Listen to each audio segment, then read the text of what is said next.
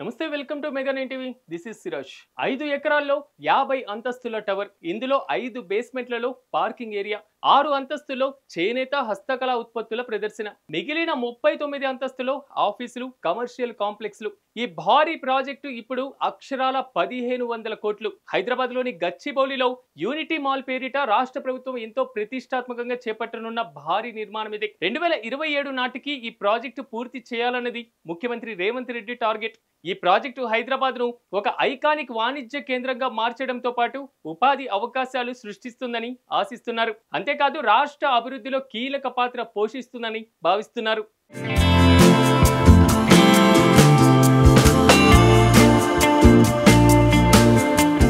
హైదరాబాద్ లోని గచ్చిబౌలిలో మరో మణిహారం చేరబోతుంది unity mall పేరిట రాష్ట్ర ప్రభుత్వం ప్రతిష్టాత్మకంగా చేపట్టనున్న నిర్మాణం ఇది రాయదుర్గంలోని Telangana leather industrial promotion corporation limited ఏరియాలో 5 ఎకరాల విస్తీర్ణంలో 50 అంతస్తులతో ఈ యూనిటీ మాల్ టవర్ నిర్మాణానికి రాష్ట్ర ప్రభుత్వం సన్నాహాలు చేస్తుంది సకల సౌకర్యాలతో ఆధునిక హంగులతో భారతదేశ సాంస్కృతిక వైభవం చేనేత ఉత్పత్తులను స్థానిక హస్తకళలను ఒకే వేదికపైన ప్రదర్శించాలనే లక్ష్యంతో కేంద్ర ప్రభుత్వం ఒకే జిల్లా ఒకే ఉత్పత్తి పథకం కింద దేశవ్యాప్తంగా యూనిటీ మాల్లు నిర్మించాలని నిర్ణయించింది 1500 కోట్లతో నిర్మించబోతున్న ఈ టవర్ నిర్మాణానికి కేంద్రం ఇప్పటికే 202 కోట్ల రూపాయలను కేటాయించింది నేషనల్ ఇంటర్నేషనల్ వైడ్ గా స్థానిక కళాకారుల నైపుణ్యం చేనేత కళలకు ప్రాచుర్యం కల్పించాలన్నదే ఈ పథకం ప్రధాన ఉద్దేశం